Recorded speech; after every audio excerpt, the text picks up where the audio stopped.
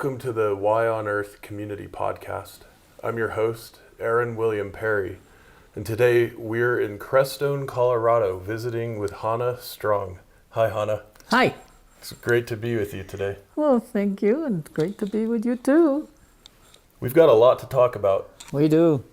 And we're going to dive into it in just a moment. Let me just tell you a little about Hanne's background. She serves as president of the Manitou Foundation, which she and her late husband Maurice Strong founded in 1988. The foundation, based in Crestone, Colorado, has granted land to spiritual, educational, and environmental groups through the Manitou Foundation's land grant program and through the Strong's personal land holdings. The Baca and Crestone Community currently house many of the world's wisdom traditions and is referred to as the Refuge for World Truths, and accommodates thousands of visiting retreatants per year who seek to develop inner peace and balance within oneself and with nature. It is the largest intentional, interreligious, and sustainable living community in North America. Ms. Strong has been an advocate for environmental conservation and restoration for many decades. In 1994, she established the Manitou Institute and Conservancy in partnership with Lawrence Rockefeller and placed over 1,900 acres of the Foundation's land holdings under conservation easements. The Manitou Habitat Conservation Program protects and preserves the pristine mountain range wildlife habitats and fragile ecosystems above the Baca Grande development zone, which is where we're currently situated. Is that right, Hanne? Mm-hmm. So that's just a taste of some of her background and expertise, and there's a lot more, and we're going to get into some of this as we have our discussion today. But Hanne, you've done so much in not only this region and in Colorado and North America, but also worldwide in our environmental and social movements. And I want to ask first to kind of kick things off. You know, here we are, 2023, recording on technology that can go worldwide within a matter of minutes. Things were a bit different, right, in the 80s and the 90s when you were getting these organizations underway. What were you seeing then that was inspiring you to move in this direction of service? And maybe as a follow-on question, you know, what have you seen that's changed, whether for the better, the worse, or just different in those ensuing decades? Well, I think I'll go even a little further back. Great. In the 70s, we made very good friends with Jacques Cousteau. Mm. And this is during the first conference on the environment in Stockholm in 72. And of course he was there, and we kept up the friendship. And this is the first warning to the world. You know, over 150 governments came to Stockholm. And it was the first warning about climate change coming to the world. Mm. So Jacques Cousteau was absolutely alarmed, you know, when he was sitting listening to all the scientists from the Potsdam Institute in Germany, the most brilliant German scientists. And so he decided that he would do a study, a computer study. And talking about equipment, you know, the computers were room size. Yeah. So the study he wanted to do was what is the carrying capacity of Mother Earth without ecological systems breaking down? How much can she take? Mm-hmm. How many humans can she take without breakdowns of ecosystems? So anyway, he fed all the consumption, and you know, he did North America and Europe, but now the rest of the world, China and India and Africa, which is going to be the biggest population point on the planet soon. Now everybody wants the cars, the fridges, the houses, the this, the that. People in China are not vegetarian anymore. Well, some are. People in India, want meat and fish and whiskey and whatever. Everybody wants. So he fit in all the, consumption that humanity is partaking in. And the computer spit out 700 million.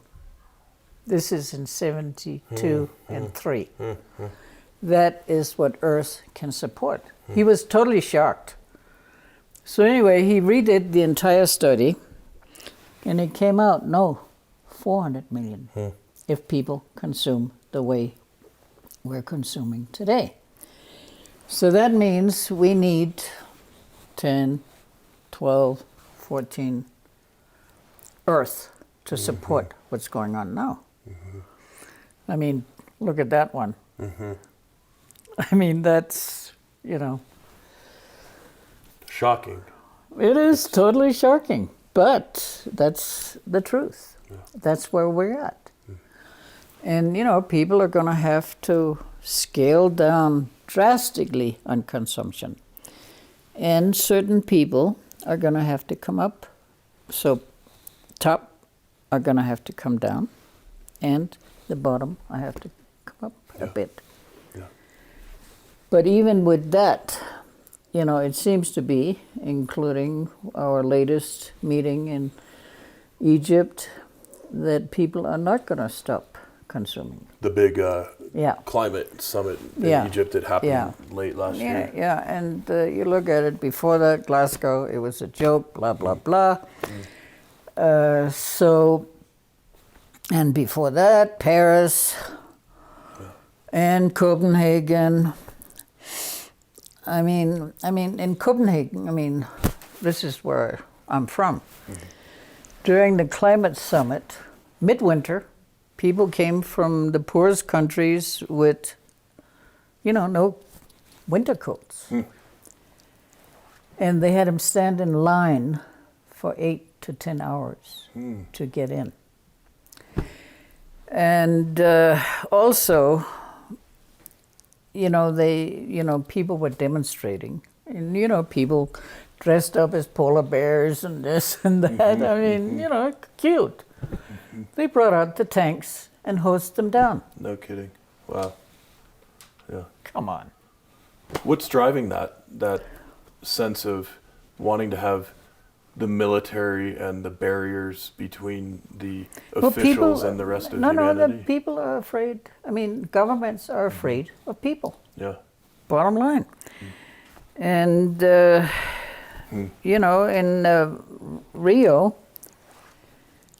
my husband raised about $15 million to bring in the people, the indigenous peoples, the NGOs, the environmentalists, came from all over the world. Because he raised the money separately. Governments didn't want those people there. They don't want them because they're trouble. So governments are not really working for the people. And they don't want them involved. So anyway, we're in a dire strait. So we're in a very challenging situation, and there was a wonderful piece recently done on you and your work in Cosmos, the Journal for Global Transformation by Raven Burrell, and fabulous piece. We'll probably include a link in the show notes so that you guys can check that out if you're interested. You've done so much work over the years, and I'm curious right now, given the ongoing challenges, what has been referred to as a permacrisis or a polycrisis, what are you recommending to people? What do you think we should be doing? Well, you look at it. I've been in this game, and it's a game, for 50 years. Okay.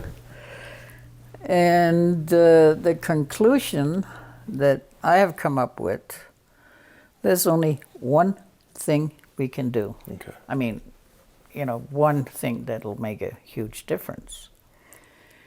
And we have a proposal out for the BISO Earth Fund for $49 million to train 500 master trainers that will go around the world and train young people in how to restore the earth. But first, how do you restore your own consciousness? Yeah.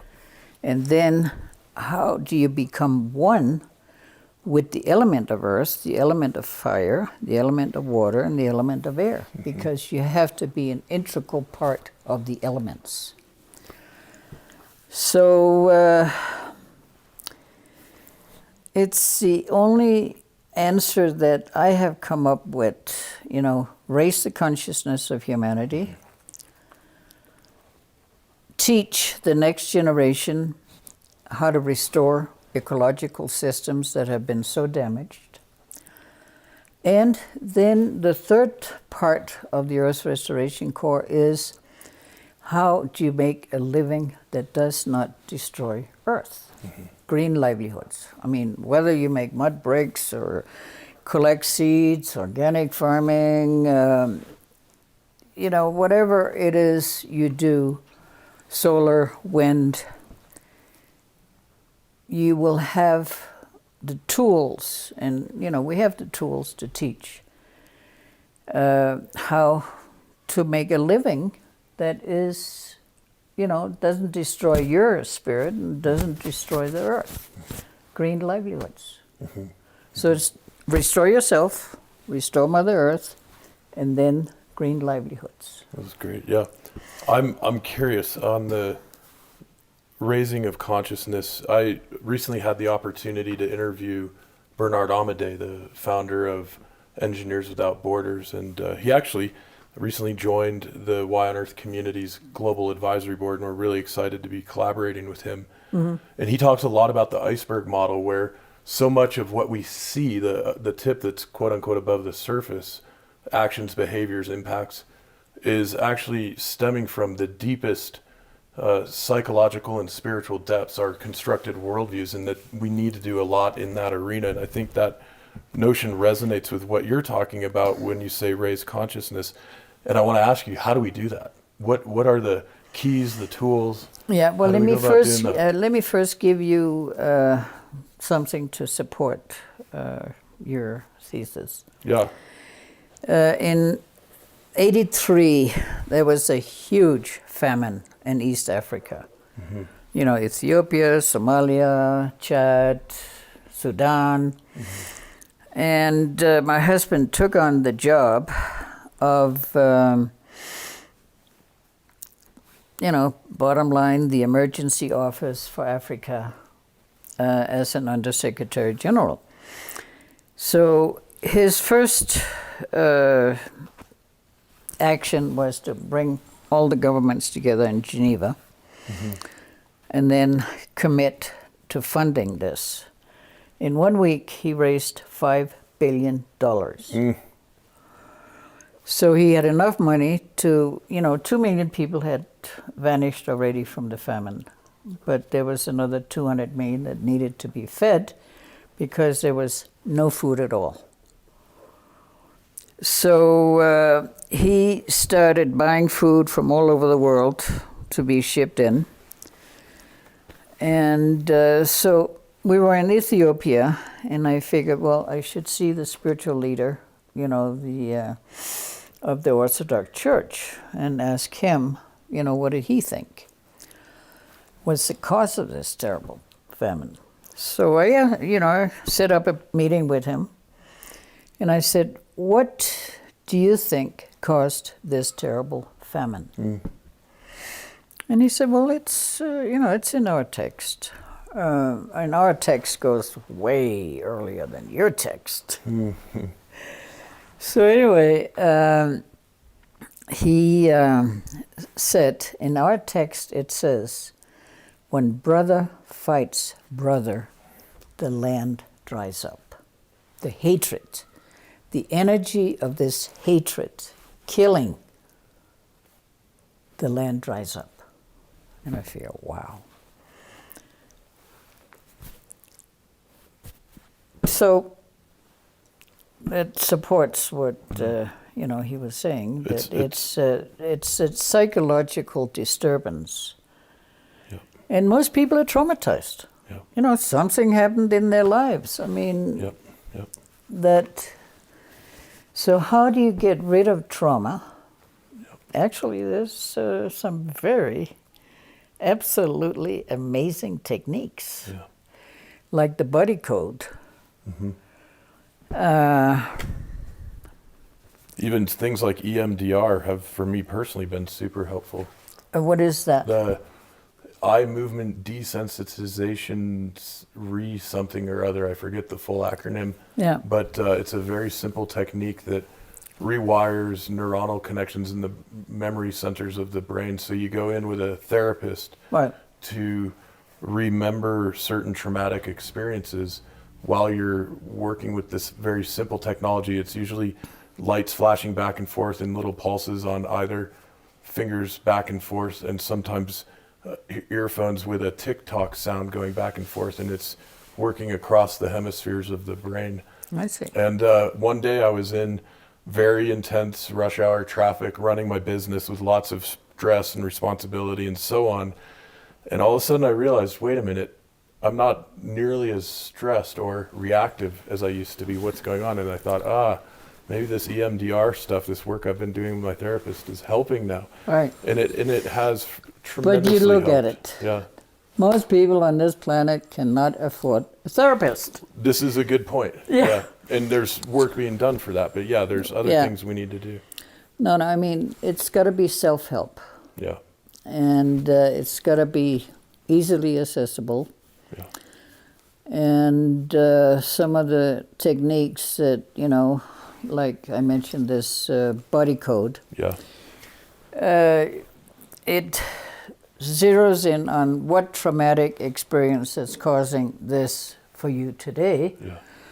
And then you move like a credit card through the credit card machine, and it takes... How's that work? It seems to work. No kidding. Yeah. Huh. Anyways. And how do people find out about that, or how do people access that? Well, if, my daughter got access to it years ago. And if we hadn't had that, I mean, every time there's a meltdown, you know, with the kids and so on, she uses it and it works every single time. Goodness gracious. All right. We'll have to look into this, and we'll see if we can provide a link or some sort of resource for folks to learn more about body code. Cool. And then, the Gayatri Mantra, Yes. which is supposed to be the first prayer mantra ever given to humanity by the divine. It was written in the sky. And the rishis brought it down. And what it does, you go out in the morning as the sun comes up, you have your palms like this, so the sun hits your palms. You have slanted eyes. You can't, you can't look directly at the sun, but there's a little little window. So you do the mantra, and what you do is you align yourself with the highest energy in the universe. And you work within that energy all day long. Because at noon and at night, when you say goodbye to the sun, and I can actually give you Om Bhuva Swaha Tat Savidu Varenyam Bhargo Devasya Dhimahi Diyo Yonam Prachodayat Om. So you align yourself with the energy of the sun. Doesn't cost anything. Yep. Easy. Yep. But Can you translate that for us, or tell us what it means in essence? yeah, well, basically, you're asking for illumination, just not just for yourself, but for all beings.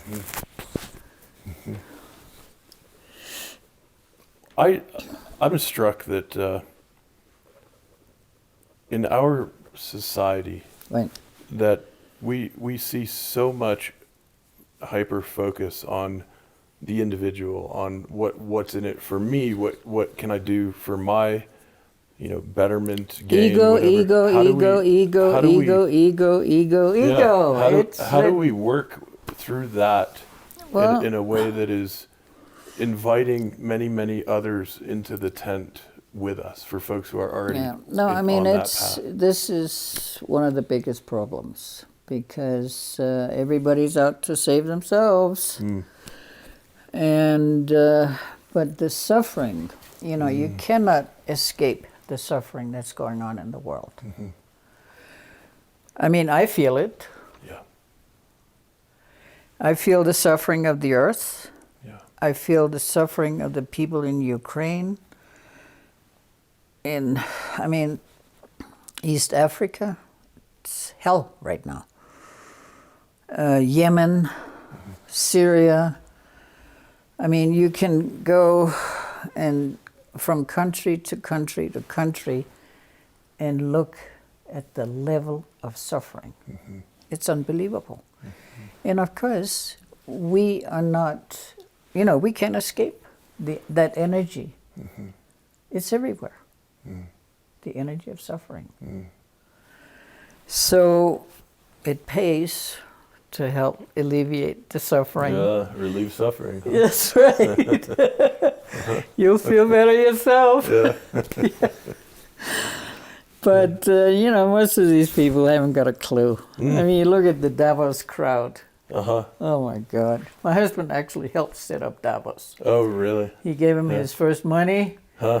first avenues, and so on, and he created a monster. Wow. Well, okay, so you and your husband have done so much to contribute to and develop institutions in our world, right? So, like, when you were in Kenya, wasn't that instrumental in starting the United Nations Environment Program? Well, he started, Yeah. the first UN headquarters in a third world country. And, I was shocked. And even in those days, there were huge squatter areas. And that's when I first started Earth Restoration with this foundation, where we took the street children, taught them how to plant trees and food. That was in 73. So, this was to alleviate the suffering. Yeah. I mean, you look at these squatter areas and these kids, barely eating. Horrific. So. And were those tree planting and food sovereignty projects successful? Did they endure? How? Totally. Yeah. Tell us about We that. had, Richard Leakey on board, and Wangara Maathai, who later started the tree project and later got the, big awards and this and that for her work. Richard Leakey, Wangara Maathai, and then we had Moi, one of the most corrupt presidents ever. He was on the board for 20 years. Wow. Really? Yes. Yeah. That must have been interesting. Very, very interesting. What do you think, just back to the Davos crowd, I often wonder about that milieu, and what do you think is motivating? And it's great to hear that you've applied for this big grant, from the Bezos. Yeah, and they don't think we can spend it right. Okay. So yeah, like how do we reconcile that situation? We've got this hyper concentration of capital in the hands of a very few on the entire planet. How do we navigate that, do you think? Well, my next victim is Larry Fink. Okay. He's the one that has amassed $34 trillion Yeah. worth of investments. This is And he BlackRock. doesn't trust people. Yeah. In fact, that shaman I was telling you about earlier, his father was BlackRock. So I'm going to Curious. Okay. write Larry Fink. You took the name. Yeah. Anyway, I got his email. You know, when I was doing the research for my novel Veriditas, I did a little piece on BlackRock in the story because they developed a super advanced computer. I think they call it Aladdin, that is Right. connected to Right. exchanges and No, stocks he and uses capital. he uses artificial intelligence. Yeah. He does not trust Yeah. the judgment of people. It's like connected to like some huge percentage of the entire global Right. economy. Yeah. That's right. And some of them, oil companies, weapons, and you name it, not good things. So Larry Fink also, though, just in the last couple of years, made a very public stance saying that they'd only be investing in companies moving in the direction of sustainable development goals. Do you think that was nonsense, PR? Do you think it was genuine? How do you Greenwash. interpret that? Okay. Greenwash. No, you look at it. They all come to Geneva, go to Davos, and talk about what good guys they are. If it wasn't for them, there would be no jobs, there would be no economy, there would be nothing. Ego. So what Earth Restoration Corps, and this is why they don't want to fund it, would change that. The next generation would not be consumers, and you can't manipulate them because they would have lost their fear. You cannot have fear. You cannot be afraid of these people. So And that's part of the vision quest. from consumers to stewards, huh? Yeah. Is that okay? No, and you look at it, that's the last thing in the world these people want. Okay. So it's like to give us money is like doing themselves out of a future. That's how they look at it. Well, that's unfortunate, isn't it? It's very unfortunate. So we have to outsmart them. Okay. And that's what I'm pondering right now. Okay. How do you get the money from egomaniacs that think they're right? See, that's the worst part. They think they're right. And we're useless eaters. No, I mean, that's how the Republicans look at people. Useless eaters. Interesting. Well, that's not very kind. No. They don't deserve to eat. If you're poor, you don't. There's a certain meanness that has emerged in the recent decades Oh, wow. that, Well, you look at this guru here. Yeah. He laid it out. yeah. And, that I am convinced is the truth. 1,200 years ago, that's when he lived, Who is he? Guru Rinpoche, one of the greatest mystic saints of all human history. He predicted everything that's happening now in his prophecies. Climate change, murderers of men will become the leaders. Sycophants will be listened to as, wise people. He goes on and describes exactly what's going on. And then he said, the golden threads that keeps the demonic forces in bondage will be severed. And you look at the Catholic Church, good Catholic boy, are advertising for exorcists. People are coming into the Vatican to get exorcised because they get possessed. And I'm sure half of Washington is possessed. It's the only explanation. How can you be so mean, so cruel, and so unaware of the reality of the situation. How? Yeah, I don't have a great explanation it's not for human. that. It's not Yeah, human. It's so sad. It's not human. Yeah. Because, there was a time where people were luminous, and a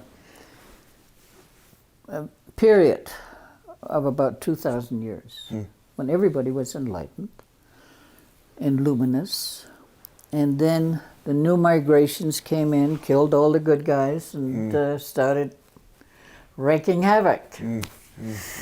No, and you look at it, the Hopis, what they're talking about is we're in the fourth world now. Yeah. And every world before us was either, people started out good, humble, and then the ego set in, and technology, and, people, became out of control with negativity. So one world had to be cleaned up by fire, one world by water, the last one, the flood. Yep. That's a common story all around the world. Yeah, that's right. Yeah. So we're in the fourth world, going into the fifth world, and what they're calling this time in history is the purification. Earth has to be purified. And so we're in the purification, and that's the droughts, the fires, the floods. I mean, everything he laid out, droughts, fires, flood, everything. And then he said the sign of the times where this is going to happen is when fashions change rapidly. And they look crazier and crazier. I mean, you look at it. I mean, if you ever look at a fashion magazine, it's been a long time since I've looked at one of those. Yeah, well, one year they looked like birds, and then the aliens, and then, Wow. And no traditional clothes is worn anymore. That is the sign when this is happening. So anyway, he saw it.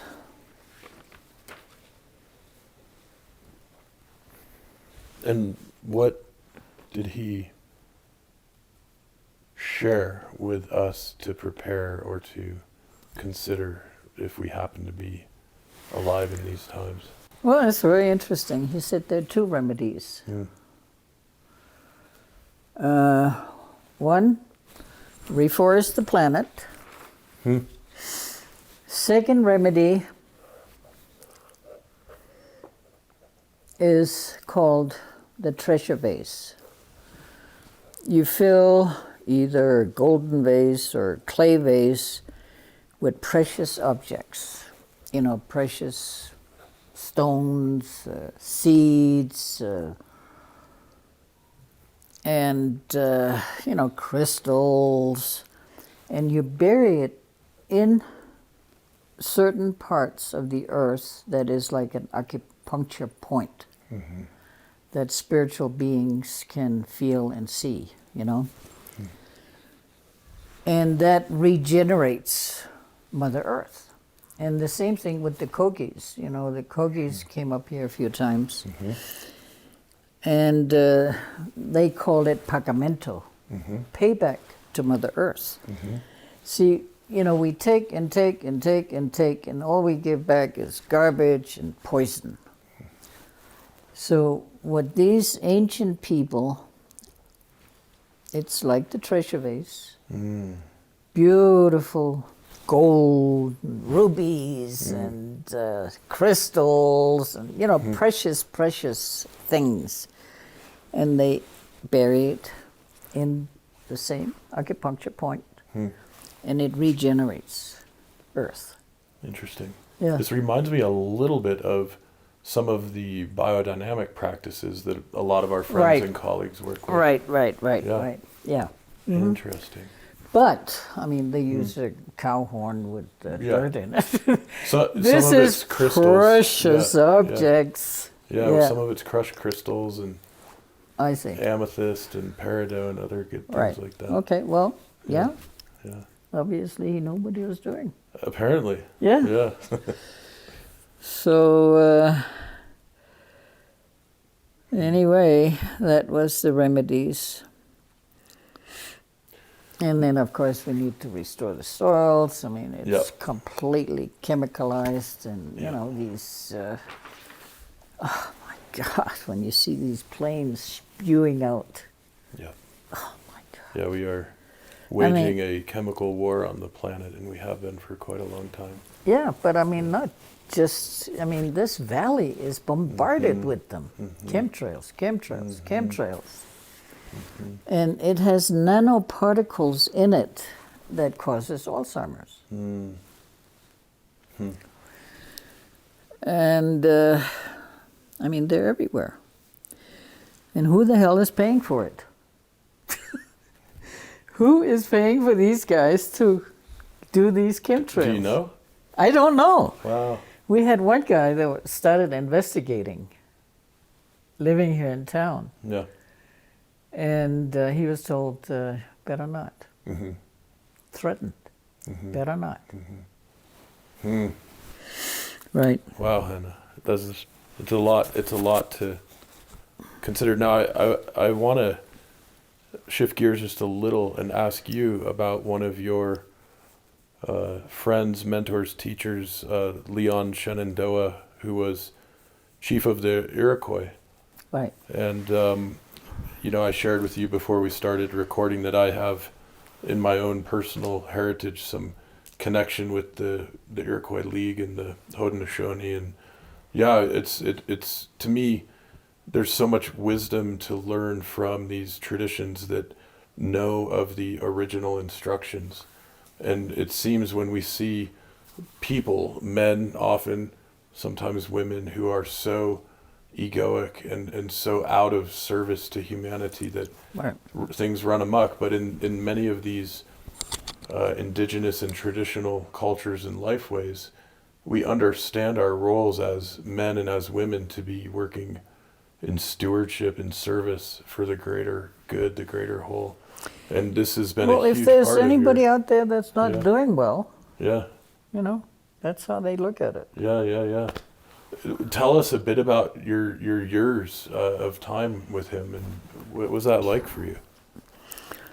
Well, every day was like being in a PhD class Huh? Okay. of spiritual knowledge.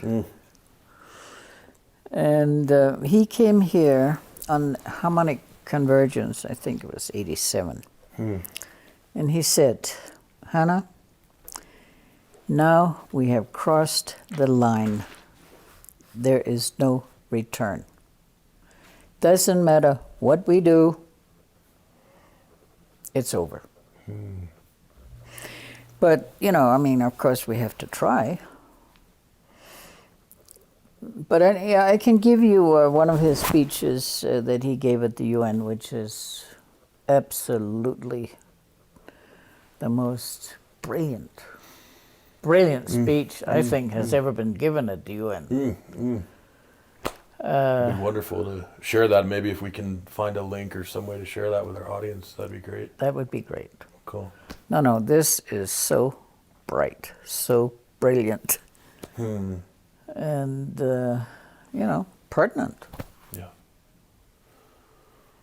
Did you spend time with him traveling? Was he here in Colorado? Were you back in the on the East Coast? Like where were you guys hanging He out? would come out 2-3 times a year. And then we invited him to Rio de Janeiro for the Earth Summit. And both him and Oren, Lyons, yeah. right, were brought in as part of the 124 heads of state. And of course the press was filming all these heads of state coming in and blah, blah, blah. But the minute they saw Oren and Leon, everybody went for them. Wow. What a moment. What a moment. I mean, the only one that really went back and did anything about implementing what, Agenda 21, which is what was, the main purpose of the meeting, is to come up with an agenda for humanity. Mm-hmm. And of course, black helicopters, people are freaked out about it and this and that. Right, so on. right. Yeah. But the only one of 124 heads of state that went back and did anything to implement it was Castro. Ironic, huh? And Amazing. when he went up on the stage, everybody is worried about him talking for hours. And, he would talk for 4 or 5 hours. So as he walked up on the stage, he goes like this to Maurice. And in 5 minutes, he gave the most brilliant speech you have ever heard. Wow. No kidding. It was so incredible. Huh. Right. Amazing. Right. I'm going to check that out. Good. Did you see the picture of Maurice and the 124 heads of state? Was that in the article you shared with me? No. Okay. No, I don't think I did. Anyway, that would be a good one for you to use. Yeah, we might be able to include that in the show notes as well. We can include some images. I got one over there with all the first ladies. Wonderful. Wonderful.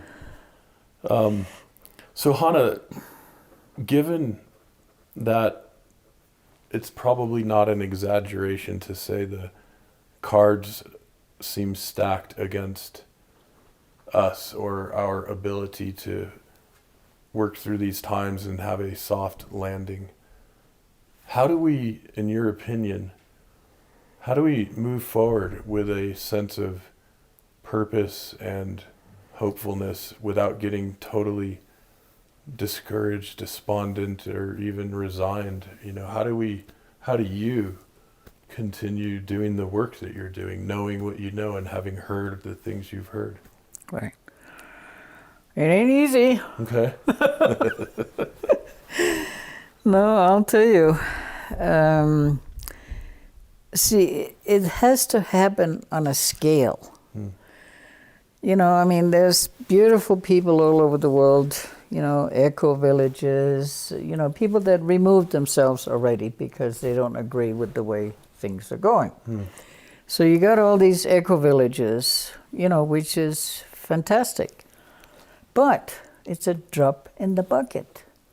Mm-hmm. We need huge shifts. And the thing is, I think that things are going to have to get much worse before people start shifting.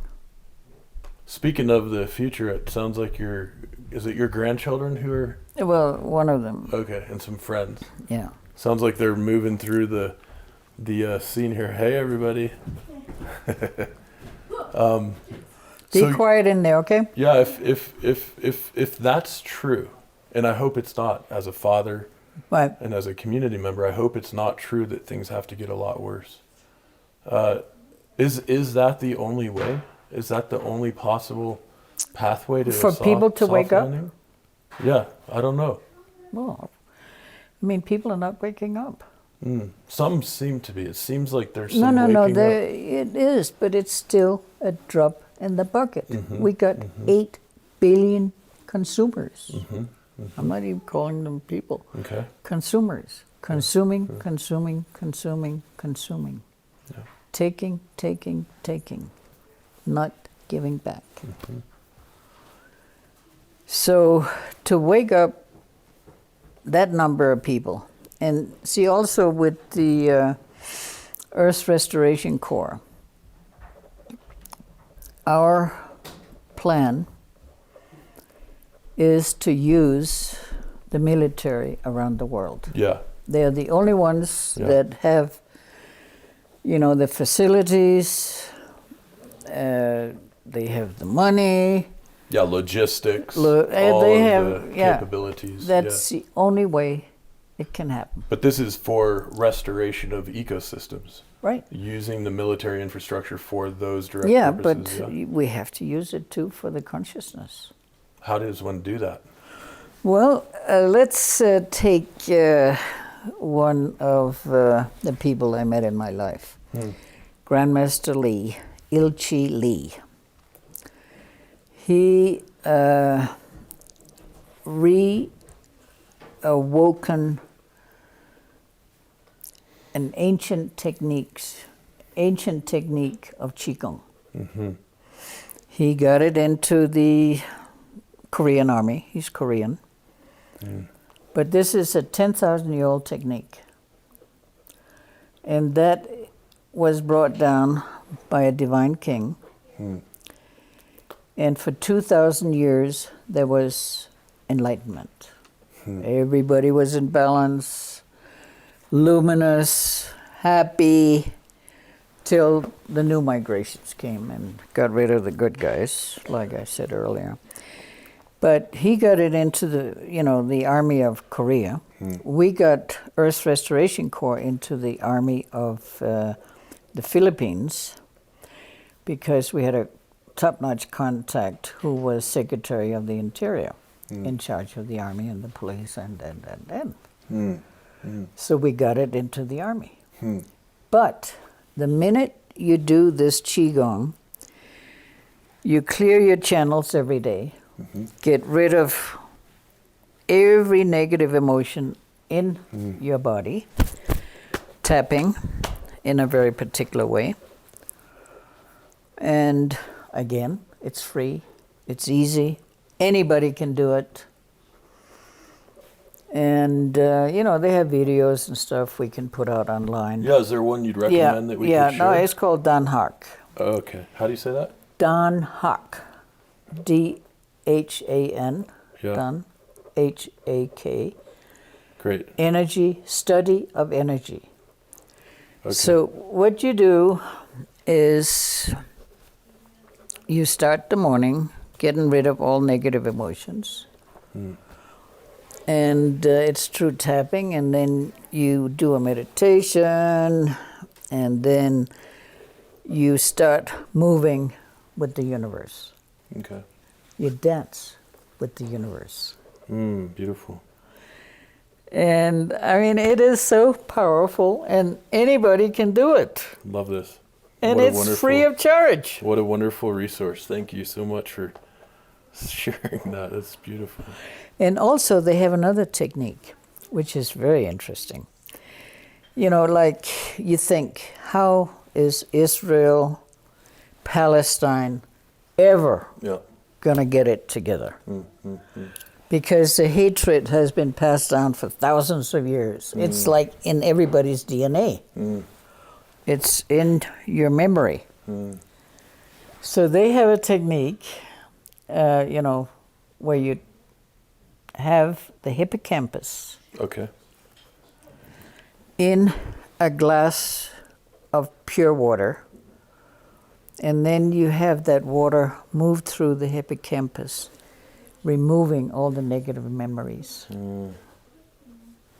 Wait, you're taking out a hippocampus out of the Well, you visualize it.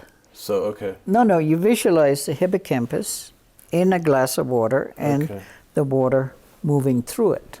Beautiful. Beautiful. And what is the significance of the hippocampus? Well, that's where all these negative memories are stuck. Yeah. From, I mean, a lot of people, their trauma that they bring into this world doesn't happen, it doesn't have to be from this life. Yeah, it's intergenerational. It can be previous lives. Absolutely. I got burned on the stake. You too, huh? Well, no, I'm not sure about that. Well, let me just remind our audience, this is the Why on Earth Community podcast. I'm your host, Aaron William Perry.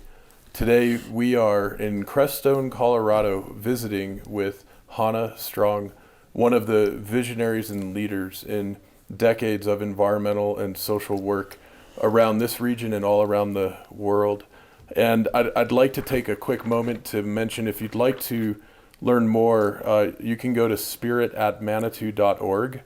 And we will also provide some of these other links and resources in the show notes that we've discussed here already today. Would also like to thank our many supporters and sponsors who make our podcast series possible, along with our other educational and action-oriented work that we share through the Y on Earth community. And this includes notably our growing network of ambassadors, many of whom give to the Y on Earth community on a monthly basis. And if you'd like to give, if you'd like to join the ambassador network, you can go to yonearth.org to learn more. If you'd like to give, go right to the donate button and set it up for any amount you'd like to do on a monthly basis. If you choose to do $33 or more, we're happy to send you as a thank you gift a jar of the biodynamically and regeneratively grown hemp-infused aromatherapy soaking salts made by Waylay Waters. That's available in the United States at this point in time. So if you're outside the U.S., we will figure out some other ways to thank you. Want to, of course, mention too the new novel Retreatants, if you're interested in that story, much of which takes place in Colorado, some of which here in the San Luis Valley and the Crestone area. You can go to vireditasbook.com. That's VIRIDITAS book.com. And we have many other partners and sponsors who make discounts available to our Y on Earth community. You can go to the partner and sponsor page on the Y on Earth website to access those special discounts from companies like Purium and Earth Hero and Four Sigmatic and many others. And a huge thanks. You get a discount. Y on Earth gets a little bit of donated money from the sale. It's a real win-win in a regenerative economic ecosystem model. And Hanne, it is such a joy and a privilege and an honor to have this opportunity to visit with you today.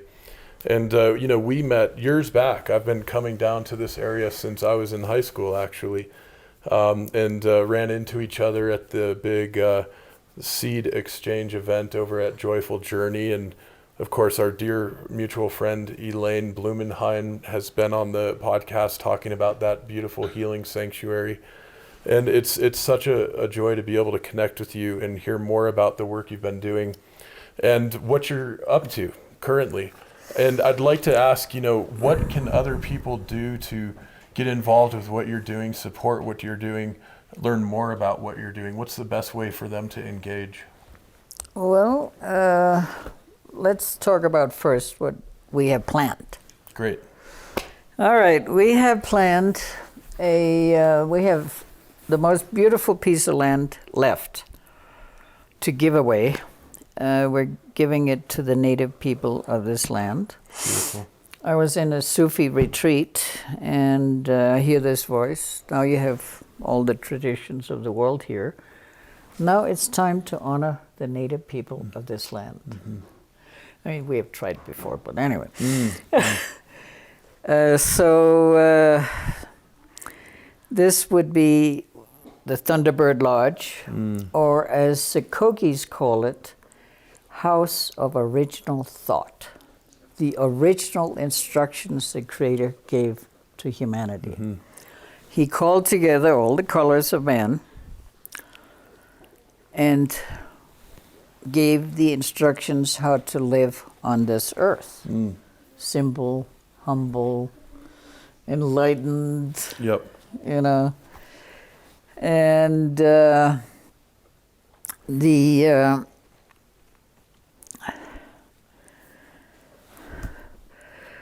what he said was, it's really funny.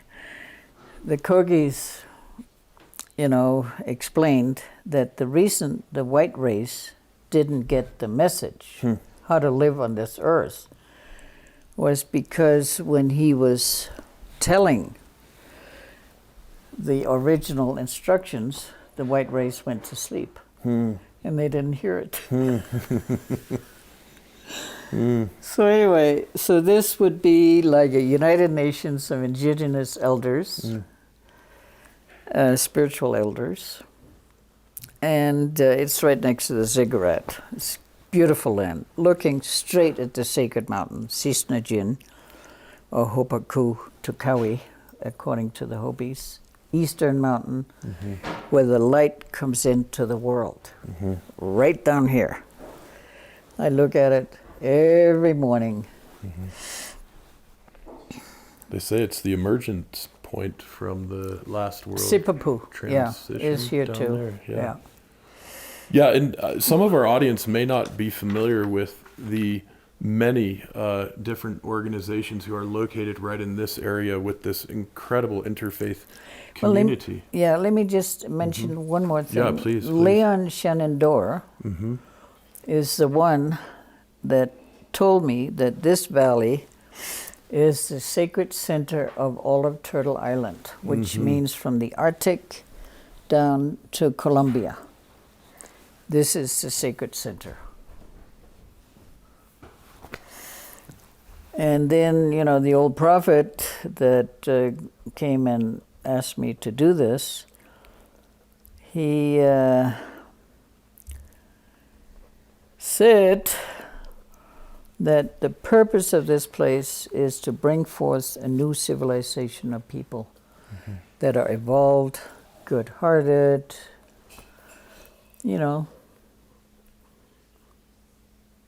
illuminated.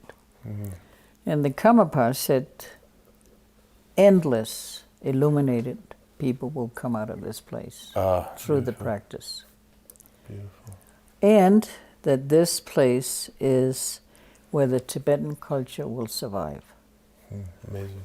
Because, like the Dalai Lama a couple of years ago said, the death blow has been dealt to Tibet.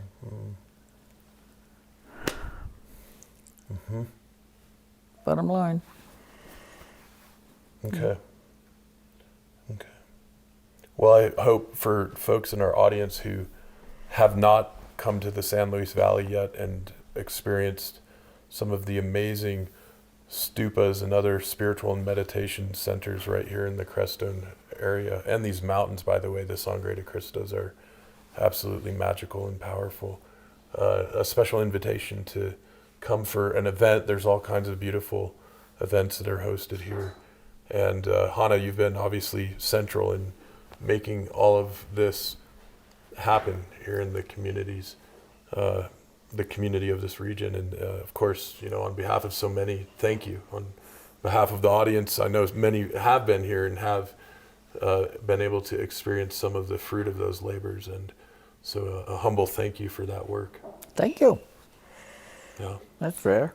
That's rare, huh? Well, let's do it again. Thank you. Yeah, and before we sign off our podcast episode, and we're going to do a little behind the scenes 5-10 minute segment for our ambassador network. Again, if you'd like to become an ambassador, get access to some of these additional resources, go to the whyonearth.org website to do so. We'd love to connect with you and collaborate. We've got a lot cooking for collaboration. But before we sign off for the main podcast episode, I just want to invite you, Hanne, if there's anything else you'd like to share with our audience and tell us. Now. Wake up. Wake up. You heard it right from her. Beautiful. All right. Well, thank you so much. It's a wonderful thanks pleasure for coming all this way. Yeah, it's our pleasure. And I'm on a strategy and ski trip with one of our dear friends and board members, Artem Nikolkov, who's behind the scenes here, and give him a quick shout out, who runs Earth Coast Productions, which is so instrumental in our podcast series and many of our other online offerings and in-person offerings. And so since we're giving thanks out, another thanks to Hanne and thanks to you too, Artem, behind the cameras. And all right, one more thing. Yeah, we got it. There we go. Okay. It's everybody's responsibility. Every human on this planet has to work at reaching the highest level of consciousness possible. And it is your responsibility. And the tools are there. And we will make a list of tools. Beautiful. Yeah. So another one we're working on Yeah. is food security. Greenhouses, farms that will grow enough food to feed this community in case everything gets shut off. Okay. Very Including the important. medicines, the herbs, Very the important. medicinal herbs, yeah. Yeah. And then we're planning on a farm school for young people so they can learn how to farm the proper way. Wonderful. And if you want to help, drown us in money. Yeah. Support the work that's being done. It is so important right now in these times. Absolutely. May the vast sums of needed resources flow into the Right. hands of those doing the work. I know. No, I mean, it's, the money we get will go all around the world to help train young people and, set up these camps of restoration. Beautiful. Yeah. Beautiful. And, these people are struggling. I mean, nobody wants to fund this because it's going to change the paradigm. The reason that Lawrence Rockefeller spent $6 million here is because he was convinced that this would help change the paradigm of this country. The seeds have been planted. Yeah, that's right. Thank you, Hanne. Thank you. Thank you.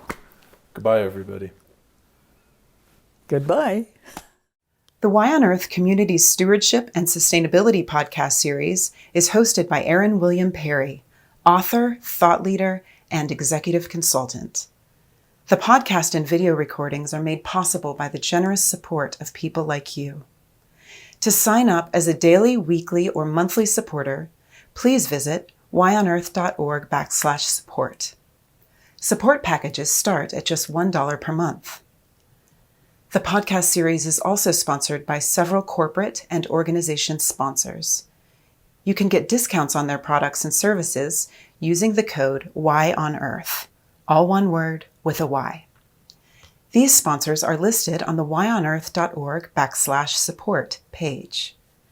If you found this particular podcast episode especially insightful, informative, or inspiring, please pass it on and share it with a friend whom you think will also enjoy it. Thank you for tuning in. Thank you for your support. And thank you for being a part of the Why on Earth community.